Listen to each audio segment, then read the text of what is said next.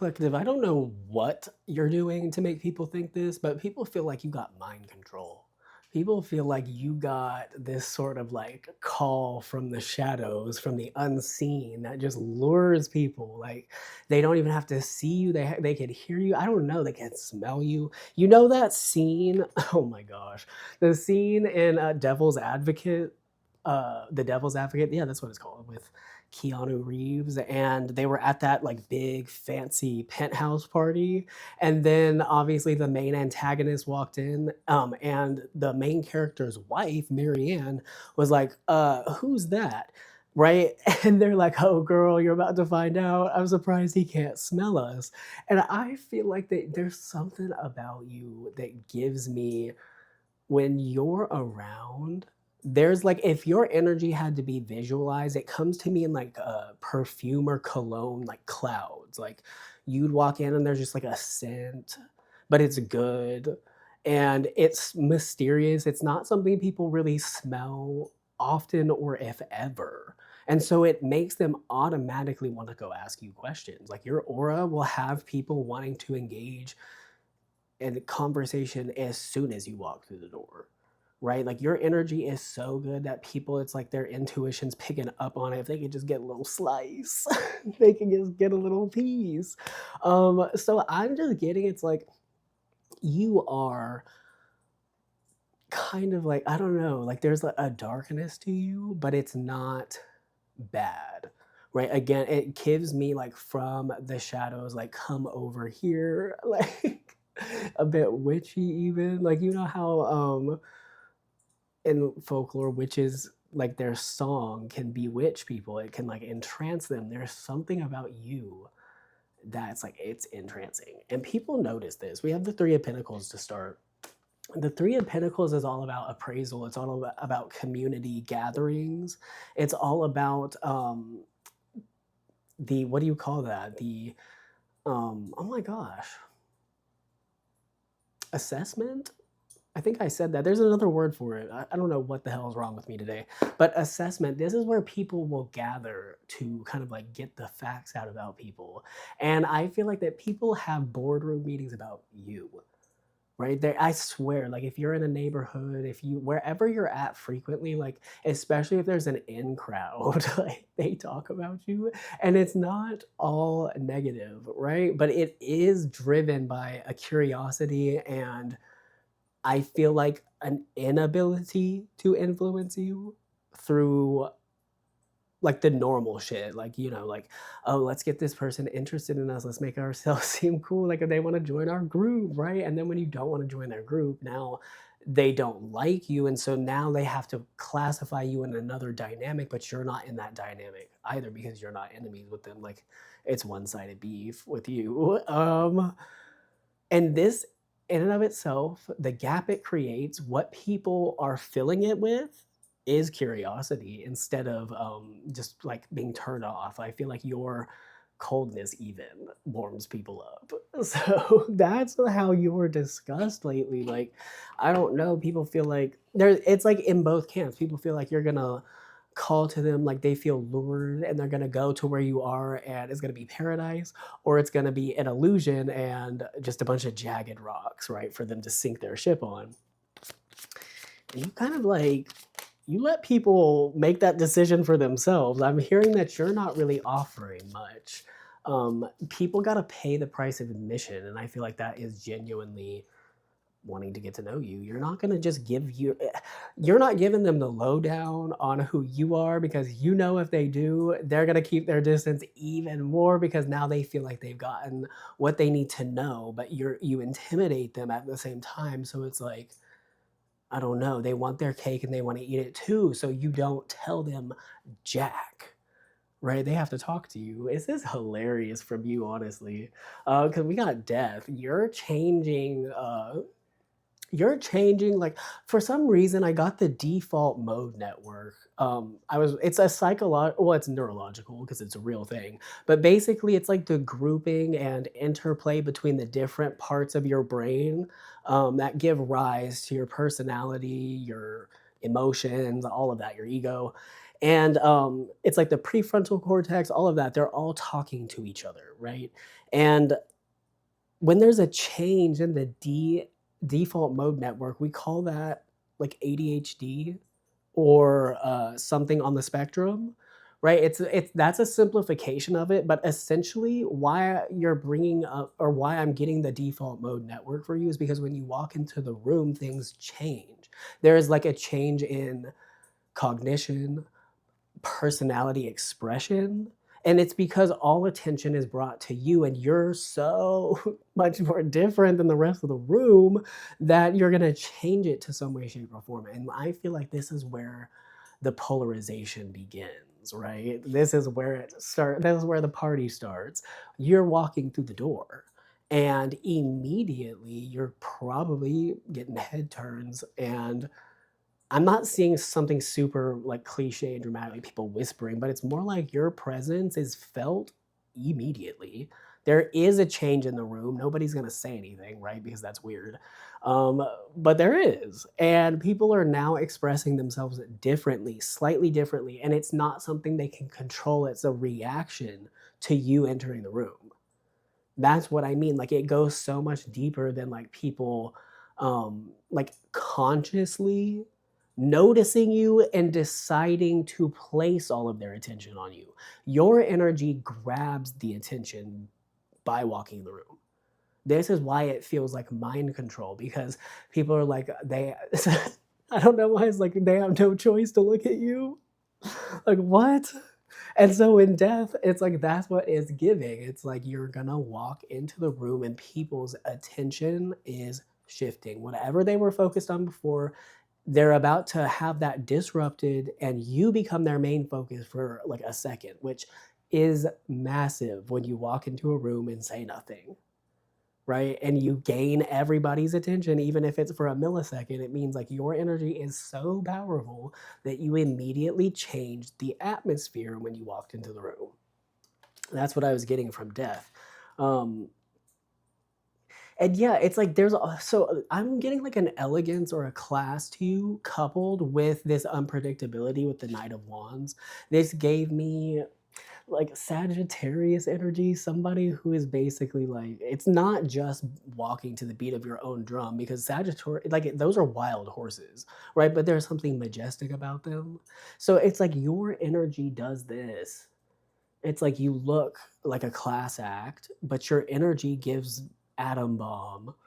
Like it gives the Great Flash. Like there's just something that I don't know. It is I say a lot about you foundational, but like, what does that even mean in this context?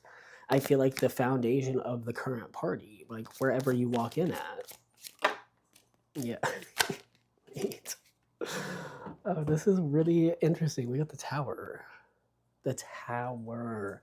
And I this whole month in June, I've been wanting to compare you to Aries because there's just something about these parties, right? These gatherings that you're making waves in right now.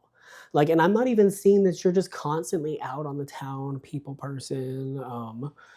But lately, I feel like you've been a tad bit more active than normal, meaning you're putting in more public appearances, and people are seeing more of you than they knew before. I feel like it's so much easier to, come to a conclusion about a person that is like you that doesn't show up as often, because then it's like, I don't know, you're just not there to really prove anybody wrong and like people's minds run wild.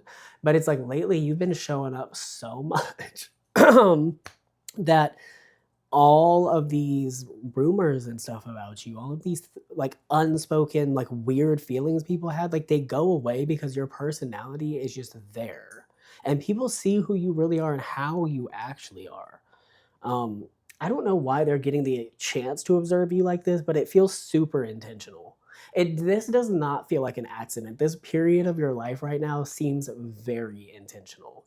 Like if you had dealt with like, I don't know, people, they could feel you, they saw what you had to offer, you threaten them, and so they ignore you or they try to exclude you. I think I was getting to this point in the beginning, right? And then it's like you've gotten to the point where you cannot be ignored.